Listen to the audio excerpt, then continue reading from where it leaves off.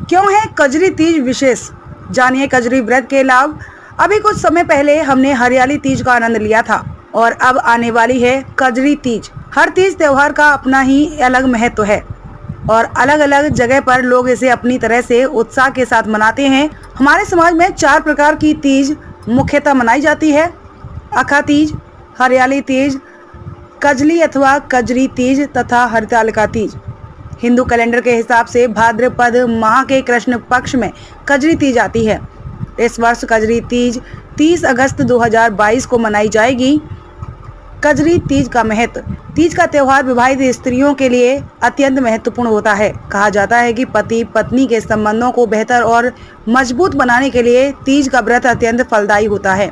यह व्रत भी पत्नी अपने सुहाग की दीर्घायु तथा स्वास्थ्य के लिए रखती है तथा कुंवारी कन्याएं यह व्रत अच्छा वर पाने के लिए रखती हैं। क्या है कजरी तीज की पौराणिक कथा? एक पौराणिक कथा के अनुसार मध्य भारत में कजली नाम का एक वन था जो राजा दादूरे के क्षेत्र में पड़ता था। इस वन में राजा अपनी रानी के साथ विहार करने आया करते थे और यह वन उनके प्रेम का गवाह था।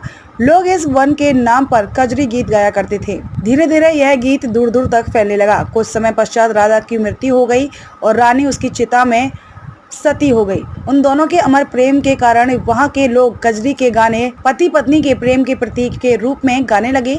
इसके अलावा माता पार्वती और शिव जी की कथा भी तीज मनाने का मुख्य कारण है, जिसके अनुसार माता पार्वती ने शिव जी को प्राप्त करने के लिए 108 वर्ष तक कड़ी तपस्या की थी और शिव जी ने प्रसन्न होकर उन्हें पत्नी रूप में स्वीकार कर लिया था।